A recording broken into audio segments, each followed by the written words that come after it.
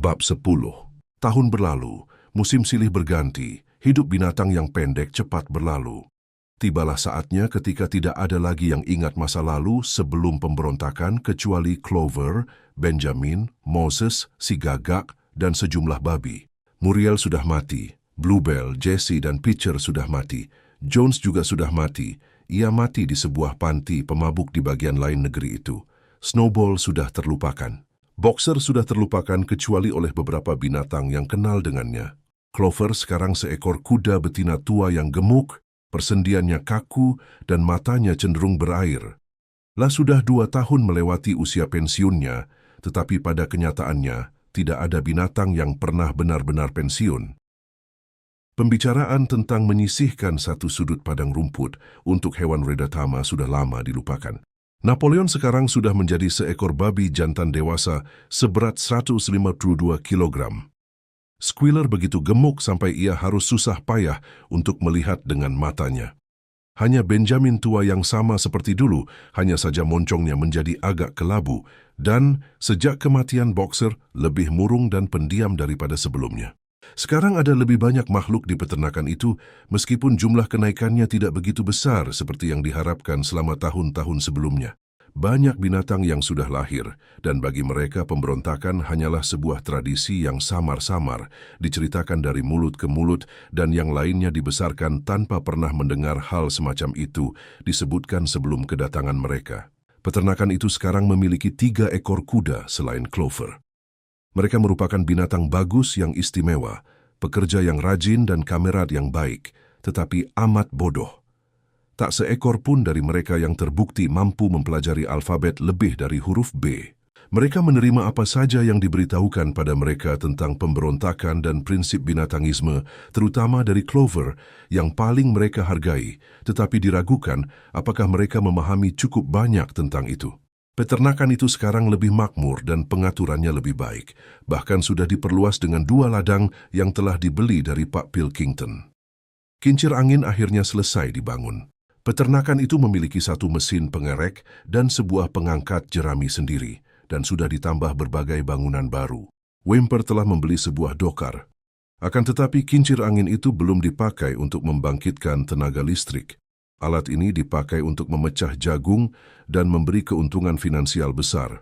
Setelah yang satu selesai, binatang-binatang itu bekerja keras membangun kincir angin lain dengan tujuan agar bisa dipasangi dinamo. Namun kemewahan yang pernah diajarkan Snowball untuk dimimpikan para binatang itu, kandang dengan lampu listrik dan air panas dan dingin, dan pemakaian listrik 3 hari seminggu, tidak lagi dibicarakan. Napoleon telah menyingkirkan ide-ide semacam itu dan menganggapnya berlawanan dengan semangat binatangisme. Kebahagiaan paling sejati, katanya, terletak dalam kerja keras dan hidup sederhana. Entah bagaimana kelihatannya peternakan itu sudah semakin kaya, meski tidak membuat binatang-binatang itu sendiri lebih kaya, kecuali tentu saja untuk babi dan anjing. Mungkin ini sebagian karena ada begitu banyak babi dan begitu banyak anjing. Ini bukan karena bintang binatang ini tidak bekerja, seperti gaya mereka. Seperti yang tidak pernah lelah dijelaskan oleh Squealer, pekerjaan supervisi dan organisasi peternakan ini tak ada akhirnya. Banyak bagian pekerjaan ini yang binatang lain terlalu bodoh untuk mengerti.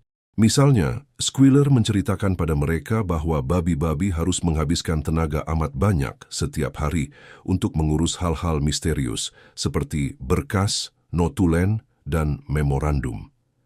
Itu semua adalah lembaran kertas lebar yang dipenuhi tulisan, dan segera setelah begitu penuh, lalu dibakar ke dalam perapian.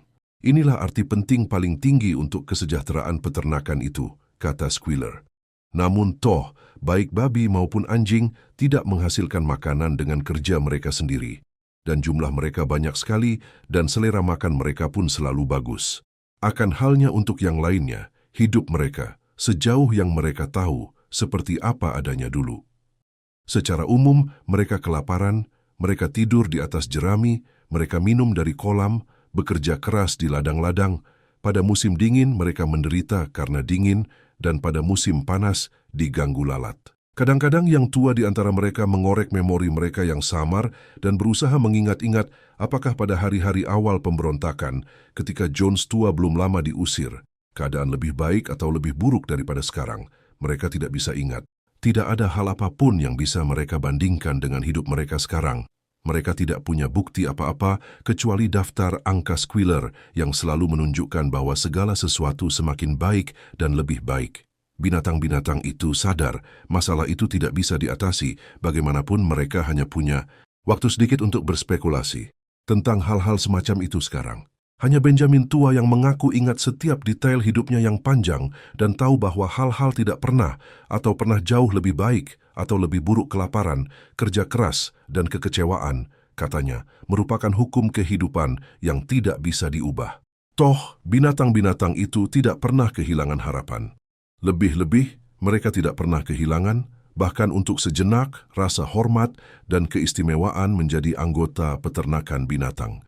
Mereka tetap satu-satunya peternakan di seluruh negeri di seluruh Inggris yang dimiliki dan dijalankan oleh binatang.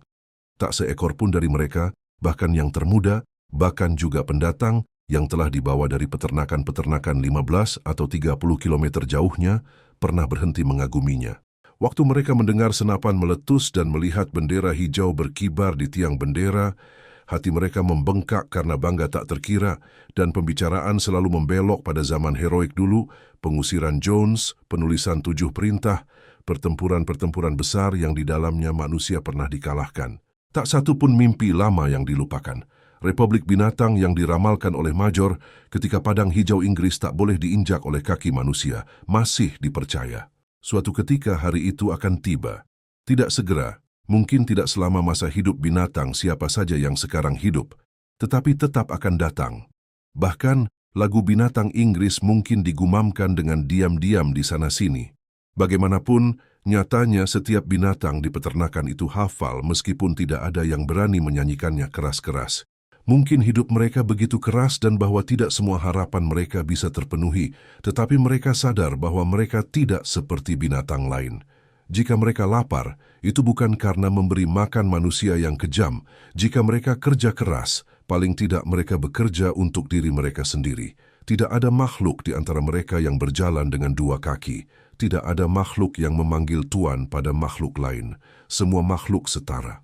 Suatu hari pada awal musim panas, Squealer menyuruh biri-biri mengikutinya dan mengajak mereka ke sepetak tanah terbengkalai di ujung lain peternakan itu yang sudah dipenuhi semak-semak kecil.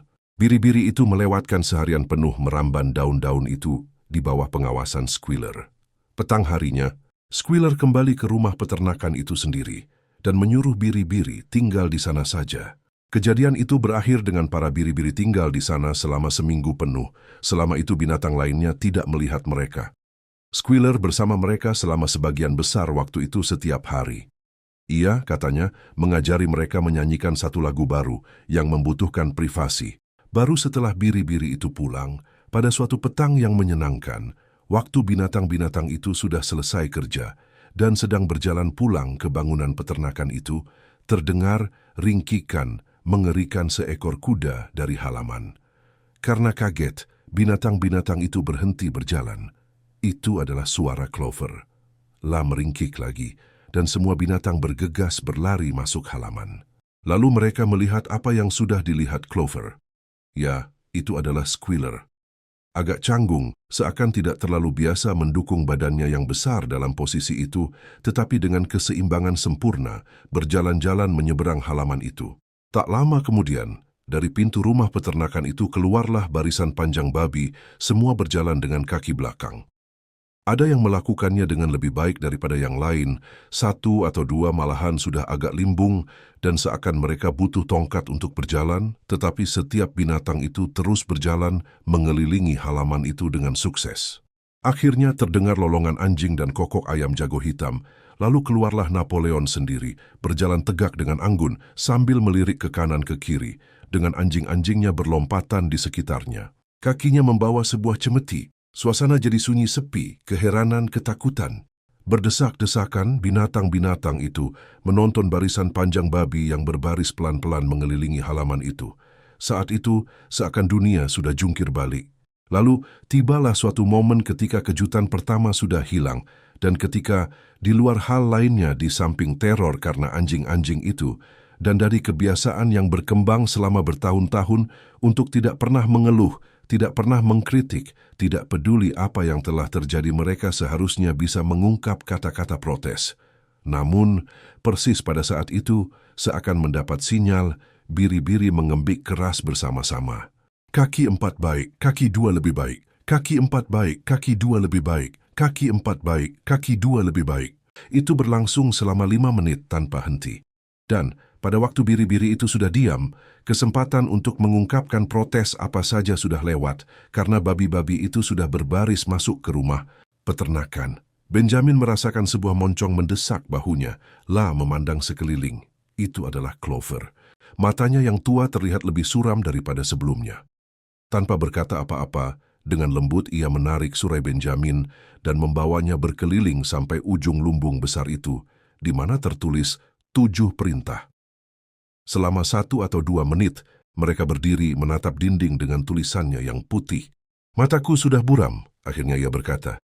Bahkan, ketika masih muda, aku tidak bisa membaca apa yang sudah tertulis di sana. Tetapi tampaknya dinding itu berbeda. Apakah 7 perintah itu masih sama seperti dulu, Benjamin? Kali ini Benjamin sepakat untuk melanggar aturannya, dan ia membacakan untuk Clover apa yang tertulis pada dinding itu. Di sana sudah tidak ada apa-apa kecuali 1 perintah tunggal.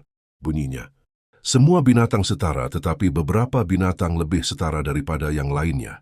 Setelah itu, kelihatannya tidak aneh ketika hari berikutnya babi-babi yang menjadi mandor dalam pekerjaan di peternakan itu, kakinya semua membawa cemeti.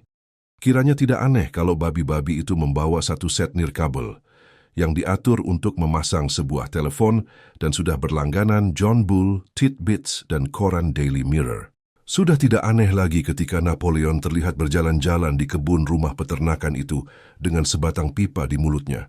Bahkan ketika babi-babi itu mengambil baju-baju Pak Jones dari lemari pakaian dan mengenakannya. Napoleon sendiri muncul mengenakan mantel hitam, celana penangkap tikus, celana kulit ketat, sementara babi betina kesayangannya muncul dalam gaun sutra bergerai yang biasa dikenakan setiap minggu oleh Bu Jones. Seminggu kemudian, pada sore harinya, sejumlah dokar masuk ke peternakan itu. Perutusan petani-petani tetangga telah diundang untuk melakukan 1 wisata inspeksi. Mereka mengunjungi seluruh peternakan itu dan mengungkapkan pujian besar untuk semua yang mereka lihat, terutama kincir angin itu. Binatang-binatang itu tengah menyiangi ladang lobak. Mereka bekerja dengan rajin, hampir tidak mengangkat wajah mereka dari tanah, dan tidak tahu apakah mereka lebih takut pada babi-babi atau kepada tamu-tamu manusia itu. Malam itu terdengar tawa keras dan nyanyian dari rumah peternakan. Dan tiba-tiba mendengar suara-suara yang campur baur. Binatang-binatang itu dilanda rasa ingin tahu apa yang mungkin tengah terjadi di dalam situ. Karena sekarang untuk kali pertama binatang dan manusia mengadakan pertemuan dalam suasana penuh kesetaraan. Bersama-sama mereka mulai merayap pelan-pelan ke dalam kebun peternakan itu. Mereka masuk lewat pintu gerbang, setengah takut untuk terus berjalan, tetapi Clover memimpin mereka masuk. Mereka berjinjit-jinjit naik ke rumah, dan binatang-binatang semacam itu cukup tinggi mengintip dari jendela ke ruang makan di dalam. Di sana, di seputar meja panjang, duduk selusin petani dan setengah lusin babi terhormat. Napoleon sendiri menduduki kursi kehormatan di ujung meja itu. Babi-babi itu tampak benar-benar santai di kursi mereka. Kumpulan itu tengah menikmati permainan kartu tetapi berhenti sebentar, jelas untuk tujuan bersulang. Sebuah guci besar diedarkan dan cangkir-cangkir diisi dengan bir. Tak ada yang memperhatikan wajah penuh tanda tanya dari binatang-binatang yang menatap masuk dari jendela itu. Pak Pilkington dari Foxwood sudah berdiri sambil memegang cangkirnya. Sebentar lagi, katanya, ia akan minta hadirin bersulang. Namun sebelum itu ada beberapa kata yang ia rasa perlu dikatakannya. Sungguh amat memuaskan baginya, katanya, dan ia yakin bagi hadirin lainnya, karena merasa bahwa periode panjang kesalahpahaman dan kecurigaan itu sekarang sudah berakhir. Memang ada suatu waktu, bukan bahwa ia atau salah satu hadirin itu sudah berbagi sentimen seperti itu, tetapi ada suatu masa ketika pemilik peternakan binatang yang terhormat dihargai, ia tidak akan mengatakan dengan nada bermusuhan, tetapi mungkin dengan agak was-was oleh tetangga manusia mereka. Telah terjadi insiden-insiden tidak menguntungkan, gagasan yang salah.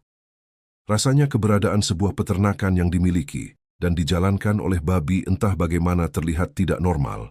dan membuat efek mengganggu di lingkungan sekitar.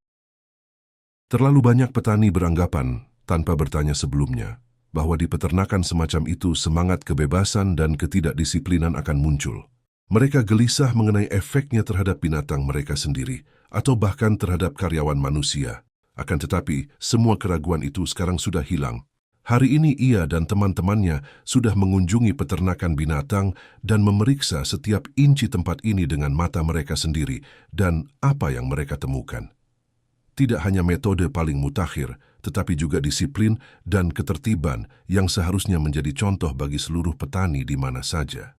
La percaya bahwa tidak salah kalau ia mengatakan bahwa binatang lebih rendah di peternakan binatang, melakukan lebih banyak pekerjaan dan menerima makanan lebih sedikit daripada binatang apa saja di negeri itu. Memang, ia dan teman-temannya yang datang bertamu ini sudah mengamati banyak hal yang ingin segera mereka terapkan di peternakan mereka sendiri. Ia akan mengakhiri komentarnya, katanya, dengan menekankan sekali lagi mengenai rasa persahabatan yang hidup dan harus bertahan hidup antara peternakan binatang dan para tetangganya. Antara babi dan manusia tidak ada dan tidak perlu ada bentrokan kepentingan apa saja. Perjuangan dan kesulitan mereka itu satu. Bukankah masalah tenaga kerja itu sama di mana-mana? Saat itu jelas bahwa Pak Pilkington mau memunculkan gurauan hati-hati yang sudah disiapkan tentang pertemuan itu, tetapi untuk sejenak ia juga terlalu dikuasai oleh kegembiraan sehingga tidak bisa mengucapkannya. Setelah berkali-kali tersedak, selama itu dagunya berubah menjadi ungu, ia berhasil mengucapkannya. Jika kalian harus menghadapi binatang kelas rendah, katanya, kami punya manusia tingkat rendah. Kelakar ini membuat seluruh meja riuh rendah, dan Pak Pilkington sekali lagi memberi selamat pada babi-babi untuk ransum yang rendah, jam kerja yang panjang, dan yang ia perhatikan di peternakan binatang itu secara umum tidak ada yang dimanjakan. Dan sekarang akhirnya ia berkata, ia akan minta hadirin bangkit berdiri dan memastikan gelas mereka penuh. Bapak-bapak yang terhormat, Pak Pilkington menutup pidatonya. Bapak-bapak, mari kita bersulang untuk kemakmuran peternakan binatang. Terdengar sorak-sorai antusias dan entakan kaki. Napoleon begitu puas sampai ia meninggalkan tempatnya dan mengelilingi meja untuk menyentuhkan cangkirnya pada cangkir Pak Pilkington sebelum mereguknya habis. Setelah sorak-sorai berhenti, Napoleon, yang masih tetap berdiri, menyatakan bahwa ia juga mau mengucapkan beberapa patah kata. Seperti semua pidatonya, pidato Napoleon pendek dan langsung pada intinya. Lah juga, katanya, bahagia bahwa masa kesalahpahaman itu sudah berakhir. Sudah cukup lama muncul rumor, disebarkan, ia punya alasan untuk berpikir seperti itu oleh satu musuh jahat, ada sesuatu yang subversif dan bahkan revolusioner dalam pandangan dirinya sendiri dan koleganya. Selama ini mereka dituduh mencoba membangkitkan pemberontakan di kalangan binatang di peternakan tetangga. Tidak ada yang bisa lebih jauh daripada kebenaran.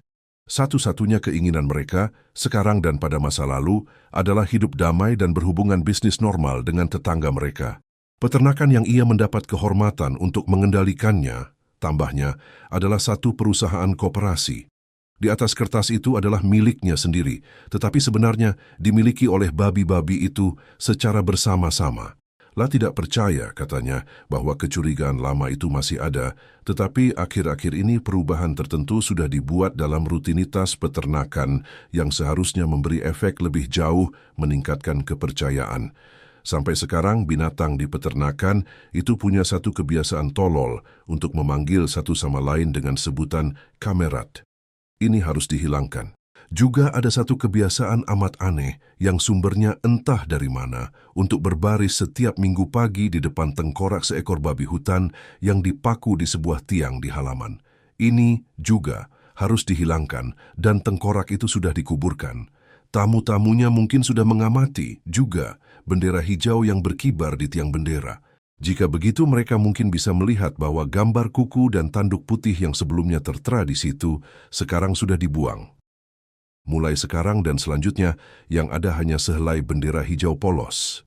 Ia hanya punya satu kritik, katanya, untuk pidato Pak Pilkington yang bagus dan ramah itu.